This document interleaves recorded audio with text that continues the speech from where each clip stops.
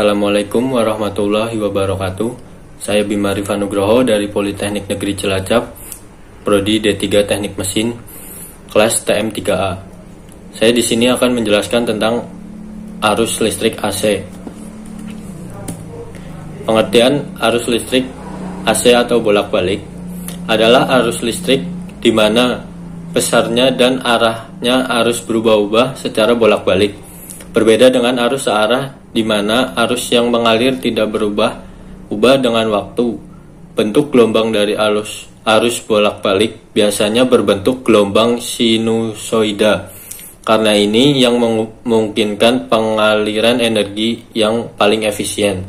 Namun, dalam aplikasi spesifik yang lain, bentuk gelombang lain pun dapat digunakan. Misalnya, bentuk gelombang segitiga atau triangular wave atau bentuk gelombang segi empat square wave. Secara umum, listrik bolak-balik berarti penyaluran listrik sumbernya misalnya PLN ke kantor-kantor atau rumah-rumah penduduk. Namun, ada pula contoh lain seperti sinyal-sinyal radio atau audio yang disalurkan melalui kabel, yang juga merupakan listrik arus bolak-balik. Di dalam aplikasi ini, tujuan utama yang penting adalah pengambilan informasi yang termodulasi atau terkode di dalam sinyal arus bolak-balik tersebut. Contoh arus bolak-balik. Contoh peralatan yang menggunakan arus bolak-balik adalah barang-barang elektronik rumah tangga. Kalian bisa dengan mudah menjumpainya di mana-mana. Hampir semua alat-alat yang ada di rumah kalian menggunakan arus listrik AC yang saat ini menggunakan 220 volt. Contohnya dispenser, kulkas, setrika, penanak nasi, personal komputer, dan vacuum cleaner. Keuntungan arus bolak-balik. Keuntungan utama dari arus bolak-balik ini adalah dalam hal transmisi listrik.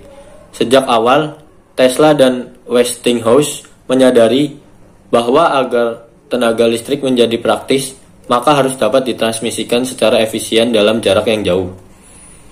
Zaman itu, PLTA adalah pembangkit yang paling populer. Sementara sumber air yang berada pada daerah yang sangat jauh dari pusat beban yang memerlukan jalur transmisi yang panjang. Baik arus AC maupun DC sama-sama memiliki tahanan yang menyebabkan daya hilang atau losses dalam proses penghantaran. Jika dayanya sama, maka semakin tinggi arus akan semakin rendah arus yang lewat. Semakin rendah arus yang lewat, maka akan semakin rendah rugi-rugi daya yang hilang di penghantar. Para engineer awal ini menyadari bahwa untuk menghantarkan daya secara efisien dalam waktu yang jauh, maka tegangan harus dinaikkan setinggi mungkin. Saat ini, sudah banyak jalur transmisi yang memiliki tegangan 500 kV atau setara 500.000 volt. Menaikkan tegangan sebelum dikirim melalui transmisi dapat dilakukan dengan menggunakan trafo atau transformer. Dengan trafo sangat mudah menaikkan dan menurunkan tegangan. Sistem DC tidak mampu melakukan ini. Itulah keunggulan utama dari arus bolak-balik. Kekurangan arus bolak-balik: tidak dapat disimpan. Arus AC ini tidak dapat disimpan dalam waktu yang lama dan tidak dapat dipindahkan. Arus bolak-balik ini juga tidak dapat dipindahkan untuk keperluan yang tiba-tiba. Berbeda dengan arus DC yang kita bisa dapatkan atau kita bisa pindahkan dalam bentuk aki dan baterai.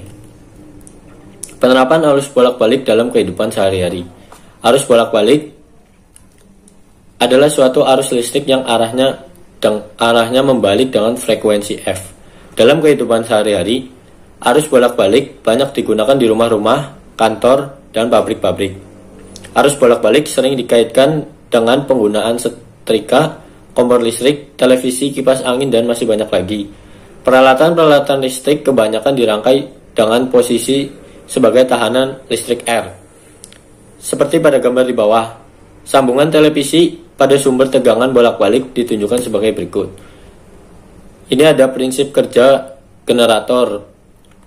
Perhatikan prinsip kerja dari suatu generator arus bolak-balik sederhana pada gambar.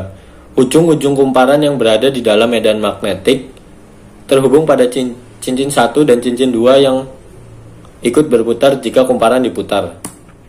Cincin-cincin tersebut terhubung dengan sikat karbon A dan B. Kedua sikat karbon ini tidak ikut berputar bersama cincin dan kumparan. Ketika kumparan berputar, terjadi arus listrik induksi pada kumparan. Arus induksi ini mengalir melalui sikat karbon sehingga lampu menyala. Saat posisi kumparan tegak lurus terhadap arah medan magnetik, arus induksi berhenti mengalir sehingga lampu padam. Ini ada prinsip kerja generator arus bolak-balik. Beberapa saat setelah kumparan melanjutkan putarannya, arus listrik induksi kembali mengalir dalam kumparan, tetapi dengan arah yang berbeda sehingga lampu kembali menyala.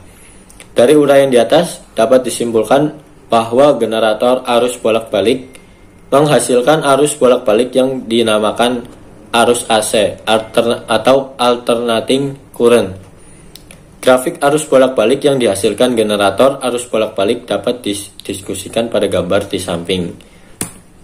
Sekian itu presentasi dari saya. Kurang lebihnya mohon maaf. Assalamualaikum warahmatullahi wabarakatuh.